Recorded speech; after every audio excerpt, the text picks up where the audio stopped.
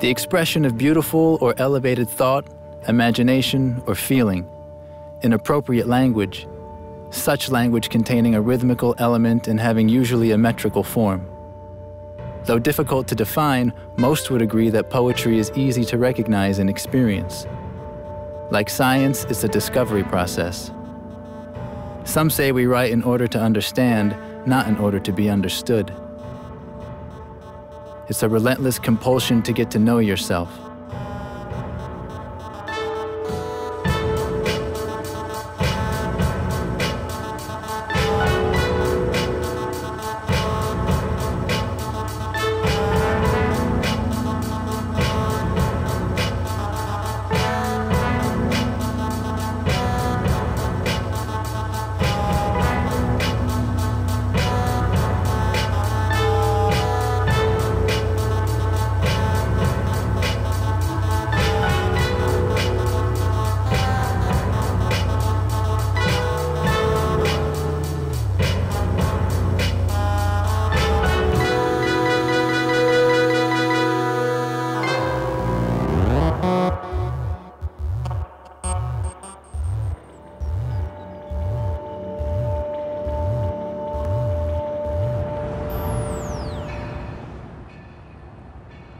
She is 5'11" in stilettos and 180 pounds.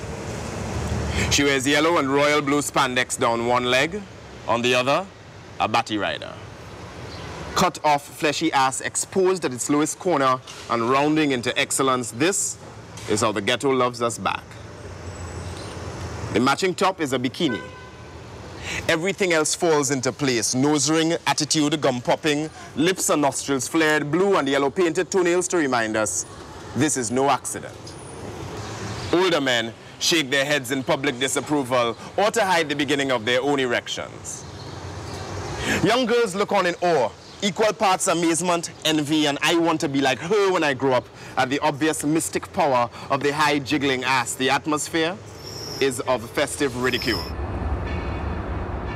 My mother was actually probably the earliest introducer of writing and poetry in my life. She was a fan of poetry, so she'd always encourage me in that as a kid and so on. So the poets, like the first poets my mother introduced me to were people like Linton Kwesi Johnson, Kamau Brafitt, Amiri Baraka, who was, I think, still Leroy Jones at the time, Sonia Sanchez, people like that.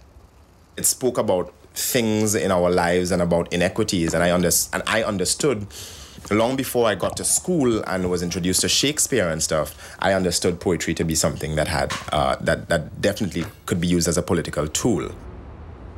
I mean, this is a very cliched statement, but the writing kind of chose me. It has to do both with what my influences and circumstances were, you know, as a child growing up, and you know, what my personality turns out to be as an individual.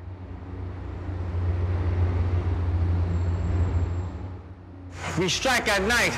The streets of New York is a canvas. We hide in the shadows when the pink patrol strolls by. The moon gave us only source of light. We are the addicts of aerosol, the Krylan Can Clan, the Rusto Patrol, the German tips bringing backpack wearing black book carrying magnum pilot tagging the whack toy buffers. We are the brigade of bombers mounting on our midnight mission of colorized madness, the color blending spray painting mind-bending maniacs. We are the ghetto Picassos, the modern day Matisses, the artistic Shakespeare that tear white walls in half. We are the street canvas killers of one quick splat of an ultra-flat black with silver islands and yellow highlights perfected during 3 a.m. night skylines. We are the crews that redecorate building walls with wild stars burning people's imaginations, emotions of the cans. The world's wears words of life through set of color colors. On the streets of New York, we bomb city blocks like in Thorpes on top of windowsills while stand on top of garbage cans. We are the ones who set Bronx, Brooklyn expeditions and traditions of nomads. We go where nomads cannot spade on walls before.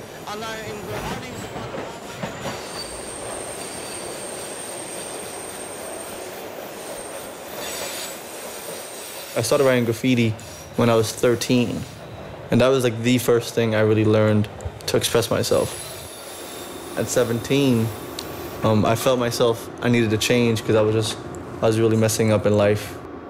I dropped out of high school, you know, so then a friend of mine wrote a poem at this budget cut rally. He was 15 years old, he was articulate, people cheered him, and I thought it was just amazing what he did. And at that point, I was already painting like oil on canvas. I was already doing graffiti. You know, I was really, you know, expressive, but poetry just seemed like something that was calling me.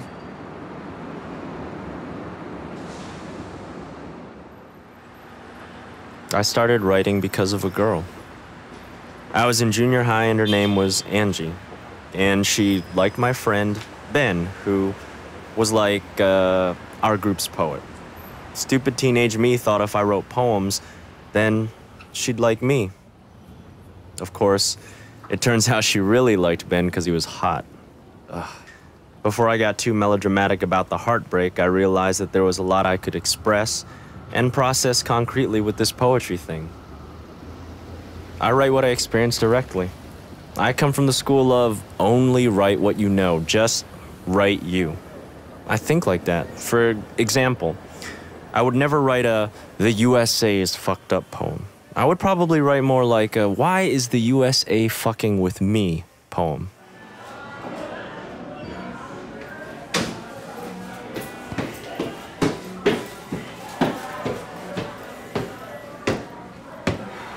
Give a round of applause to the next man coming up to the open mic. Give it up for Beau.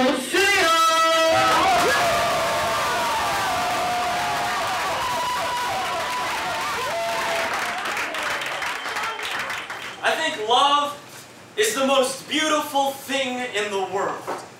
And I don't give a fuck because I have no original ideas. I'm a pathetic man whose goal is to recite poetry to get women to fall in love with him. Women who hear this, fall in love with me! But love isn't that easy. In fact, love is the bane of my existence. The reason why I hate Valentine's Day and Halloween, which is about ghosts. And I think you know where I'm going here. I'm going to the land of girlfriends of Halloween's past.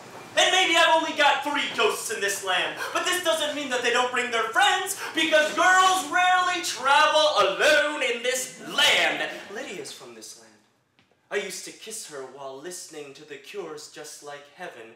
Now that song makes me sad. Why must we associate music with our love lives? I'm not trying to be profound. I'm just saying that music takes me back. And I can't explain the memory process involved in that because I was not a psychology major. And maybe my problem with picking up college-age women has to do with me always asking them, "Yo, Johnny, what's your major?"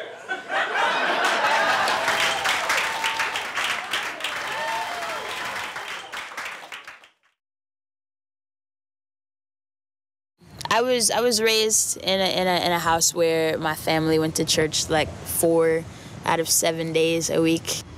It was interesting, like there was a certain point in time where like I just decided I was gonna stop praying, and I really thought I was gonna die. They kind of train you to believe growing up in the church that if you lose your faith, you're just gonna go to hell. A month after I didn't die, it really changed my perspective. It really helped me like evolve beyond religion and actually start to like deal with spirituality, like divorcing government from our spirits. I write like once a year for a couple of weeks, and I'll write like, you know, like 30, 40 poems. Because believing all that you can be involves realizing everything that you can never, and believing that you are better and free to step on skulls like pebbles and treat people like fruity pebbles, just a couple of crumbs in a dish that you dismiss like compassion and proportion. If abortion applied to communities in fetal position because they had no option but to starve to death, the breathless souls ruling this country would dismiss them like kids in detention with no intention of ever lending a hand or a slice of Spam or fucking ham or concern. Instead, they would burn them like toast, and the urn full of a nation's ashes would sit on the table when roast was served, and the guests would think that it was pepper.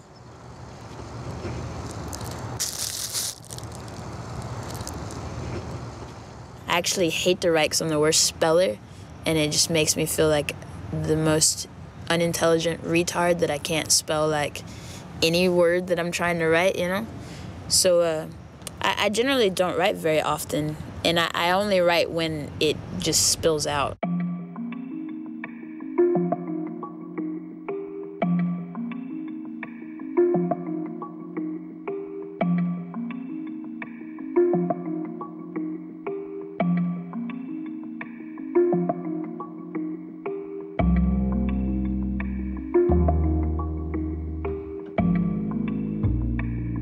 Language is something we share. It's community property we take for granted like we take vision for granted. But words, like images, have an incredibly flexible and wide-ranging power. The source of this power of words is their individual relationship to perception and action, or how they are seen, heard, and expressed. It's through this relationship that words are so effective. The power of poems comes from the power of the words which form the poems, that which allows them to be seen and heard and ultimately felt. The poetry that you're hearing now is sort of the final conclusion, or at least the latest step, of a wonderful history of fucking up the English language in the United States and making it something incredibly powerful. And it comes from very concrete movements. It starts with Phyllis Wheatley, goes through the gospel movements into the Harlem Renaissance in the 30s, and then into the Black Arts movement, which is very interesting just because of how it actively combined politics with art.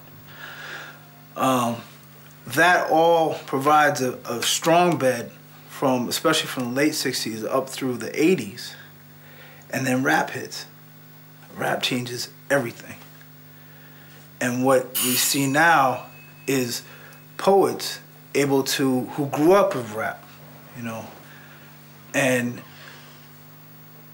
the poetry that you're hearing now is the natural blooming of all those roots.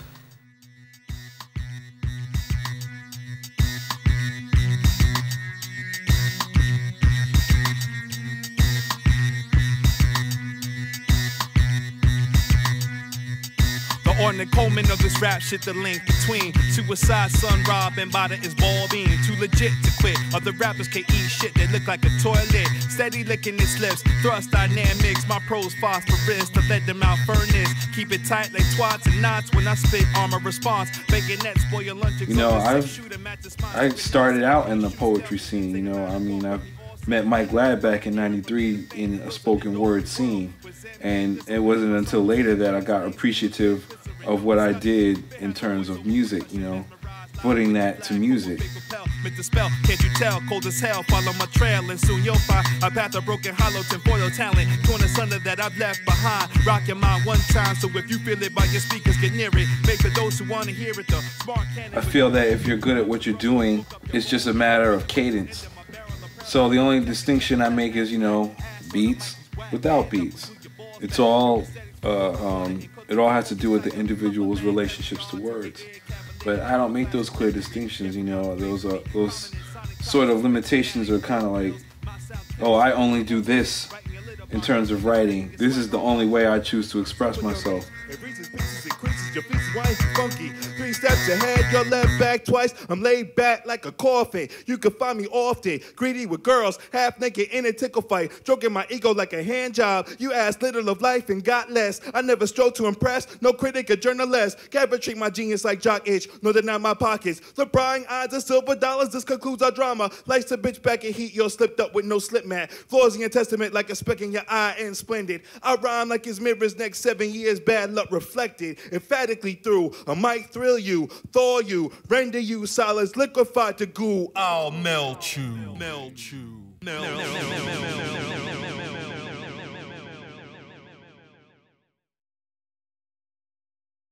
The primary thing about language is it's using offense as defense.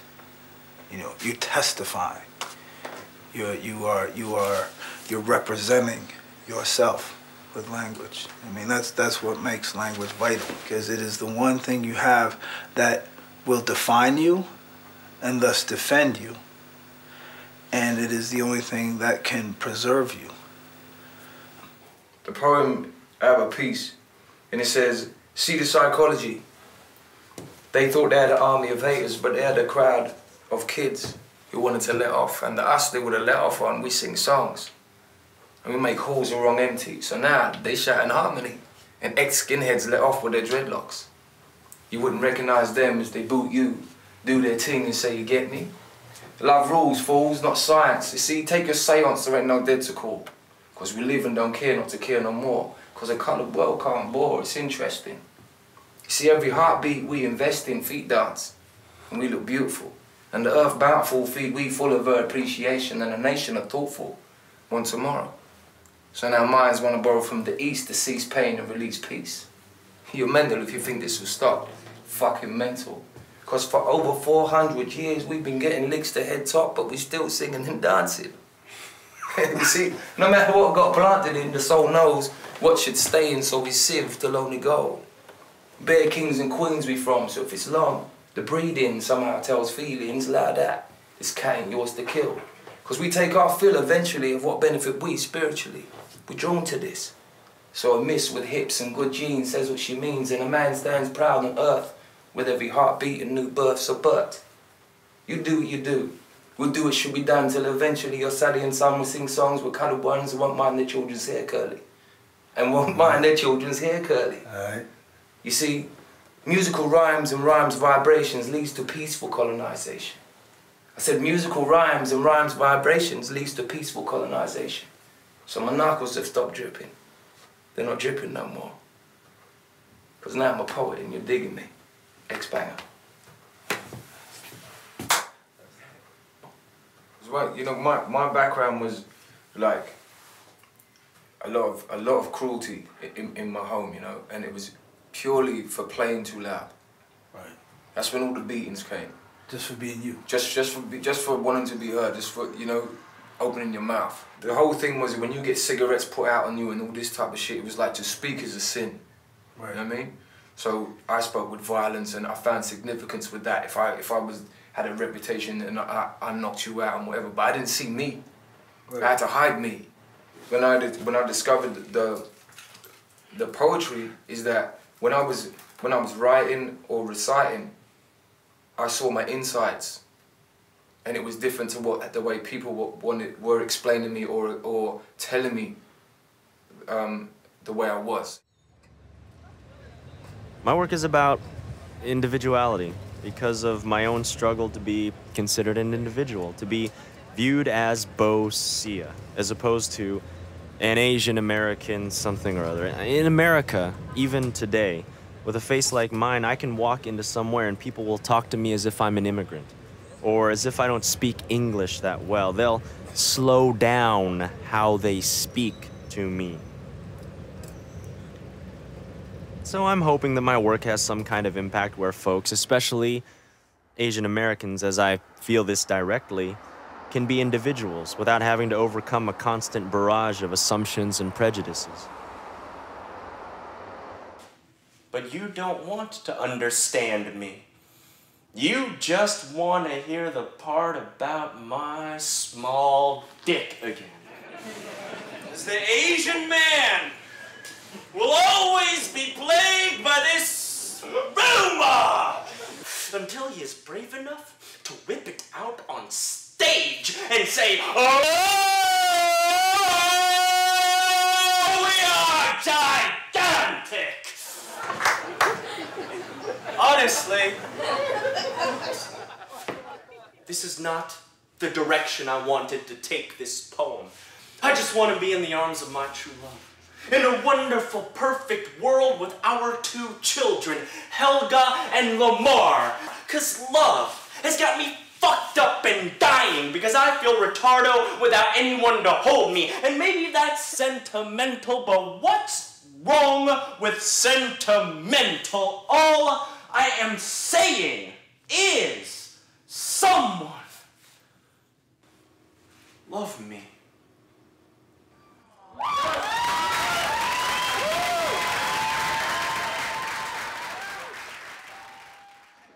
You know, poetry has to speak about the things, the realities that are in your life, and I'm a young black man living in America. there is no way I could write about being that and it not be political. She fades into the bright white distance and into our imaginations. Past the grade schoolers jumping rope and cussing in front of the Shiloh Baptist Church of the Redeemer. Past the corner where Shaquan's 13-year-old blood muddied up the sidewalk. Past the 4 hairdressing salons, the 3 takeout Chinese food restaurants, the 2 liquor stores jeweled with bulletproof glass. And the stench is still with us. Thicker now than ever, a nuclear mushroom cloud that niggas be thinking is rain. And this is just how the neighborhood smells, son. Like gunmetal and acid and struggle and crabs in a barrel and struggle and little girls aspiring to video hairdos and police cars and struggle and gentrification and struggle and the armpits of the second racist mayor in a row and struggle and struggle and struggle and struggle. And this is how it smells now that we know how much we don't love the ghetto. This is how it smells. This is how it feels. This is how it tastes. This is how the ghetto loves us back. The only thing in that like most people have an experience with that I can equate it to is the kind of adrenaline rush that you get when you're about to get into a fight. You know what I mean? That kind of fear but energy at the same time. Like that's the kind of that's what I feel when I'm going to when I'm writing in the middle of writing something and it's working and it's coming and I can feel where it's going. It's that same kind of energy. And as hokey as this sounds, I mean, I genuinely feel that art always has the potential to change the world.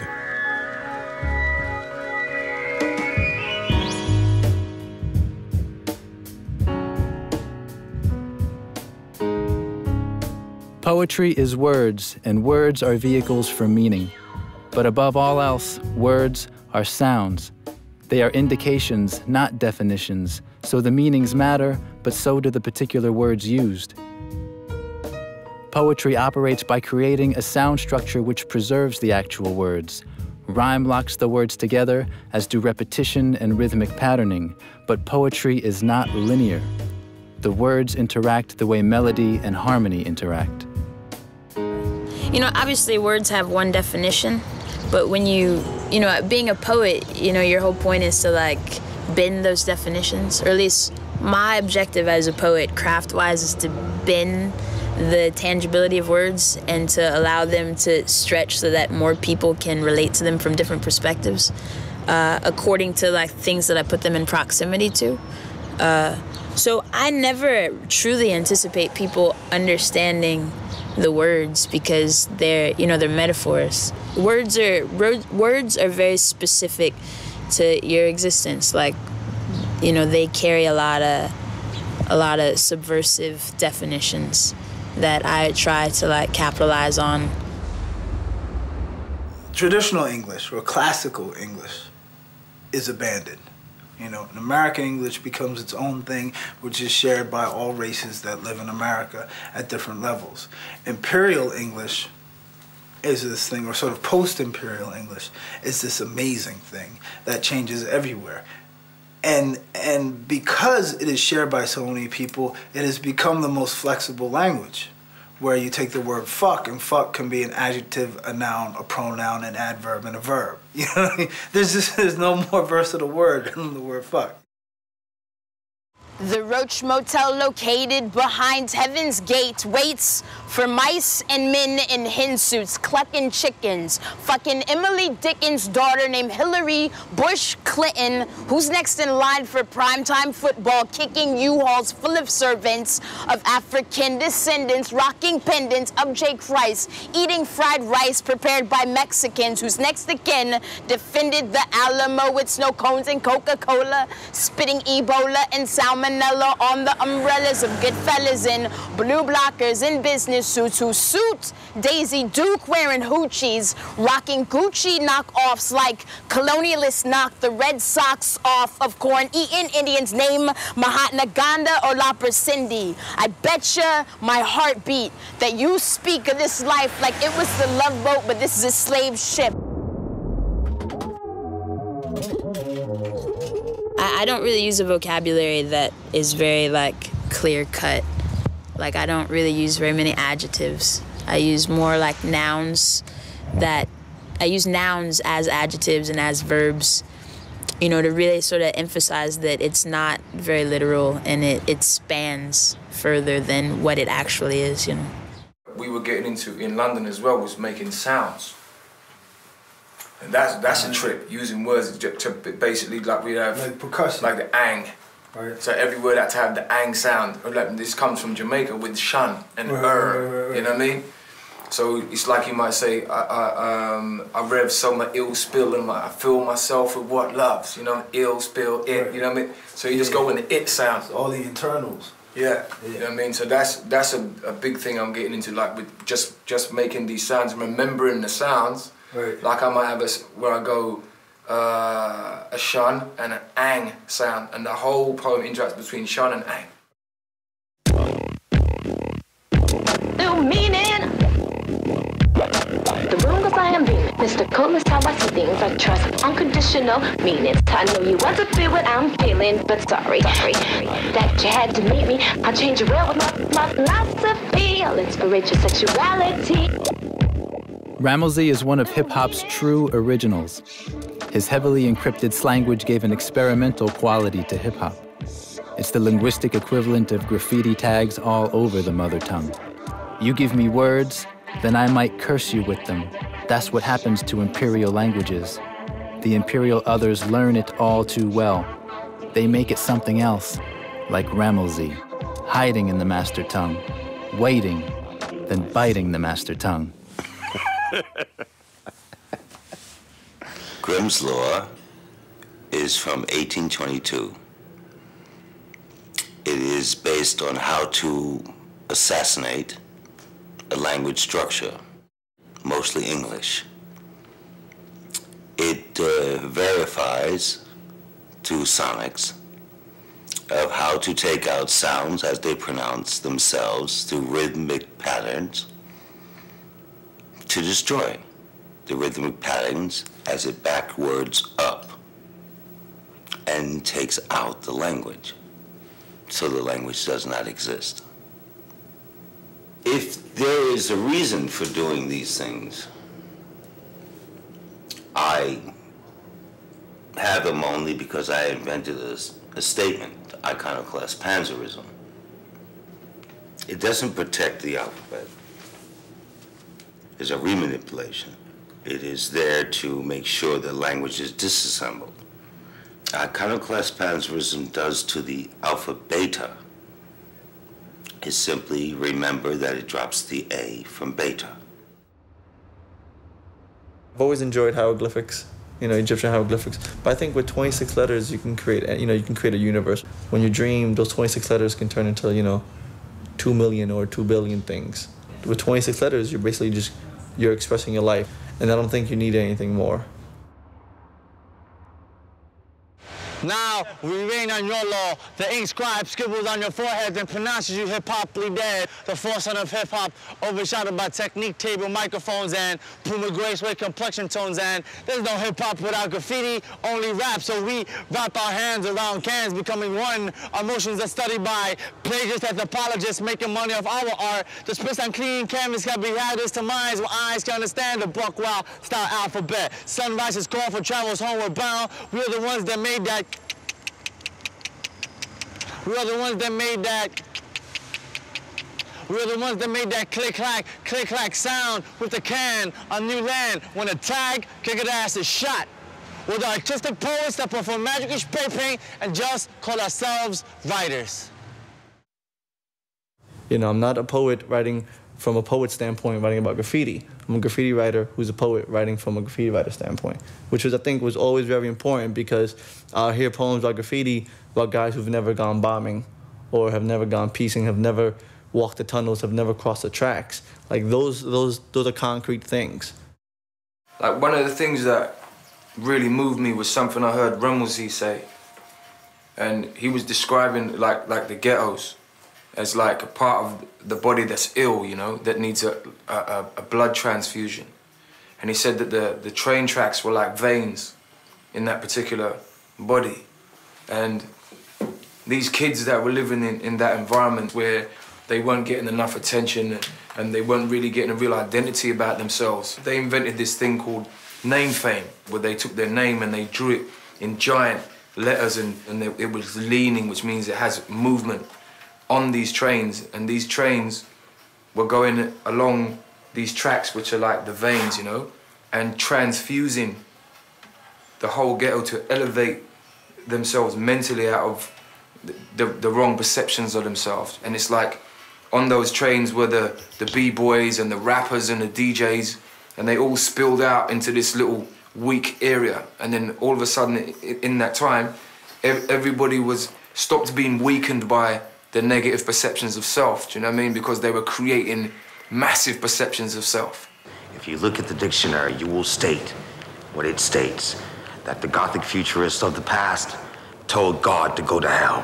So he sent the one thing that God could not control, our icons. He sent them straight to the subways.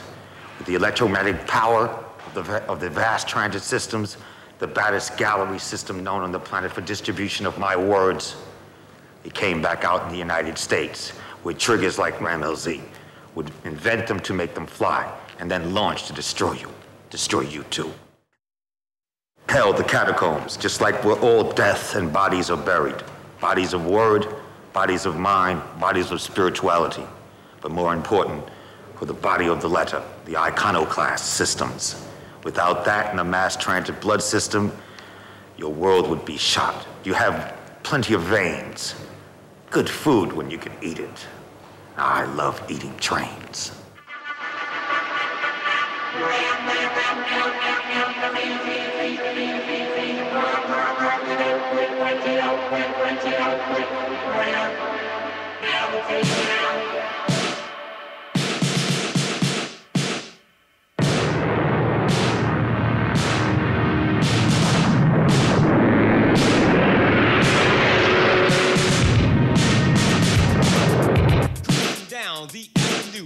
Cruising down the avenue. Supersonic down, make it shit, make it shit.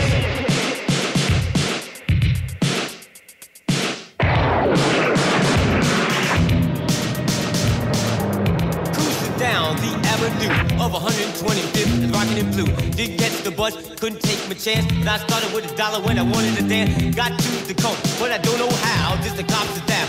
Started to foul. It's fouling left, just looking right. As I switch my eyes, just catch good night. It's the females quick when I wanted to rhyme. Couldn't catch the bus, but I started my dime. Just put it in the phone, try to catch the seat. Like a double 27, just making the beat. Just a 405, 1208. Then I hit the 9 when I started to shake. But just the feeling, just catching my collar. It was cocked this bigger than hell. When it started to holler with the fucking bell. When I grabbed my cord, just to put it in ride. Put it down in my pocket, then I catch the dime. Pull it out the phone, then I send my number. It's Rammellzee. I thought my thumb, but it's thunder down. Just thumb it quick, like a finger lick. But the female's down just to catch the group. Then in 24 hours, just start the suit. Say yellow bell, just start the free. Put the out in his hand, oh, get free. They in the joint, just start the crash. Just can't touch the free for dance. It's 7 years, it's 23. But I fight like hell, rock so great. It's empty.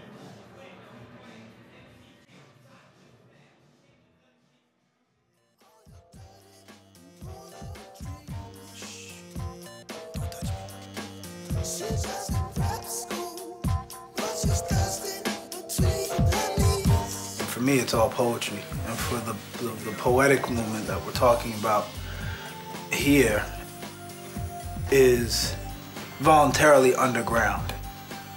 I think part of just the nature of this genre makes it very difficult to market on a high-powered level that would make it not underground, that would make it pop.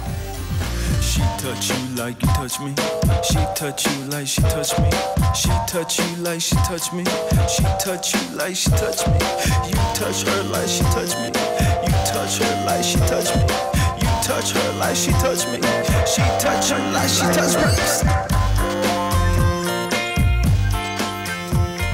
Some things are more useful to a larger group of people than others, and I think poetry by nature, although it is insanely vital and incredibly useful to certain people, on a mass level, it's not. And it's that simple. My goal is to be the undisputed greatest writer of all time. And yes, I will probably fail, but that's okay. I would rather have a goal that takes my entire life that I don't succeed at, but that I come much closer to than most because I didn't give myself some easy goal I could accomplish in a week. In the middle of like my writing career, I made a conscious decision to try to reach academia. One, because there are very few Puerto Rican poets in academia, and two, all the poets before me, like the Eureka movement of the 70s, only a handful of them got picked out of it, you know? And I think out of my generation, only a handful of us will be picked. I don't really try to like look for success. I actually try to go the opposite way because then that's when like things come from within.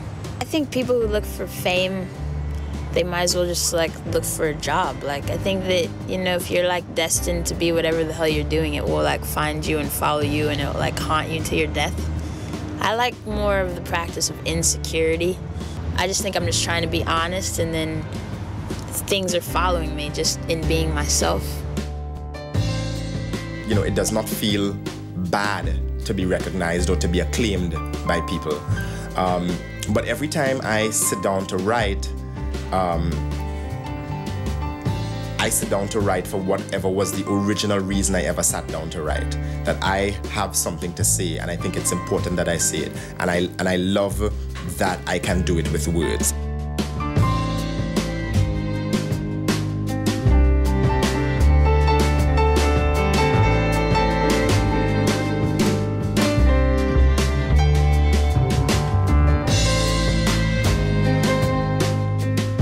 A poem starts as a space that begs for filling, and each time you fit it with the right word, at the right time, it changes everything.